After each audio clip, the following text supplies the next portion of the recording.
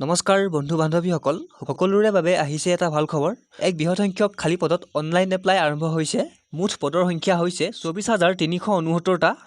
আৰু ইয়াৰ বাবে minimum qualification লাগে মাত্ৰ মেট্ৰিক পাছ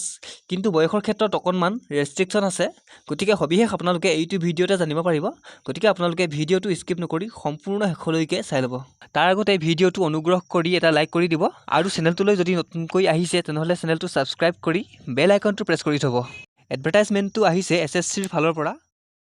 বহুতে হয়তো গম পাইছেই যিসকলে গম পোৱা নাই তেওঁলোকৰ বাবে বিশেষকৈ এই ভিডিঅ'টো বনোৱা হৈছে গতিকে আপোনালোকে ভিডিঅ'টো যিমান পাৰে শ্বেয়াৰ কৰি দিব যাতে সকলোৱে খবৰটো পাই যায় এতিয়া পদবোৰ হৈছে কনষ্টেবল জিডিৰ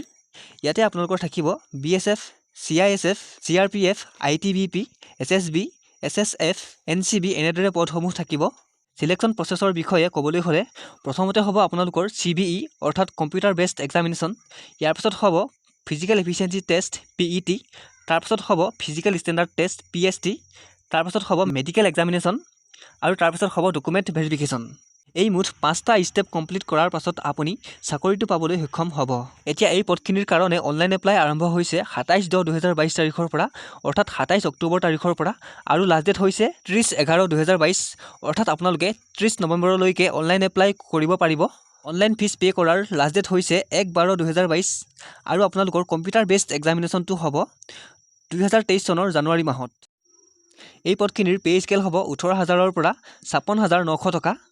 আৰু ইয়াতে আপোনালোকে দেখিবলৈ পাইছে মুঠ পদৰ তালিকাখন ইয়াতে male female ST SC OBC EWS unreserved সকলো কেটেগৰীৰ বিপৰীতে কিমানটাকৈ পদ ৰিজাৰ্ভ আছে সকলোখিনি ভাগ ভাগকৈ দিয়া আছে আপোনালোকে ভালদৰে চাই ল'ব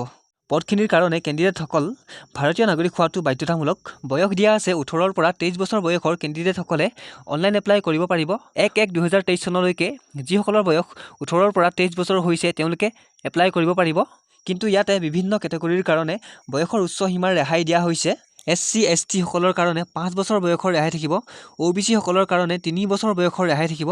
এক্স সাৰ্ভিসমেন সকলৰ কাৰণে 3 বছৰ বয়সৰ ৰেহাই থাকিব বাকি এই তিনিটা কেটেগৰী গুজৰাট ষ্টেটৰ কেণ্ডিডেটৰ কাৰণে প্ৰযোজ্য হ'ব এডুকেশ্যনেল কোৱালিফিকেশ্যনৰ ফালে চাবলৈ গ'লে মেট্ৰিক পাছ কৰাৰ পৰা ধৰি হায়াৰ ছেকেণ্ডাৰী আৰু গ্ৰেজুৱেট পাছ কৰা সকলোৱে ইয়াৰ কাৰণে এপ্লাই কৰিব পাৰিব হাউ টু এপ্লাই কৰিবৰ কাৰণে আপোনালোকে ssc.nic.in ৱেবছাইটটোত ভিজিট কৰিব লাগিব আৰু এপ্লাই কৰাৰ পাছত আপোনালোকে 100 টকা ফিজ পে' কৰিব লাগিব কিন্তু ওমেন কেণ্ডিডেট আৰু যিসকল SC ST আৰু এক্স সাৰ্ভিসমেন তেওঁলোকে কোনো ধৰণৰ ফিজ পে' কৰিব নালাগে সকলোৰে সুবিধা হোৱাকৈ এই ভিডিঅ'টোৰ ডেছক্ৰিপশ্যনত অফিচিয়েল ৱেবছাইটৰ লিংক এপ্লাই কৰা লিংক আৰু অফিচিয়েল এডভাৰটাইজমেণ্টৰ লিংক দি থোৱা হৈছে আপোনালোকে ভালদৰে চেক আউট কৰি ল'ব পাৰিব সো এইখিনি আসলে এইটো ভিডিঅ'ত আপোনালোকক জনাবলগীয়া ভিডিঅ'টো যিমান পাৰে আপোনালোকে শ্বেয়াৰ কৰি দিব যাতে সকলোৱে খবৰটো পাই যায় লগ পাম এটা নতুন ভিডিঅ'ত আজিলৈ ধন্যবাদ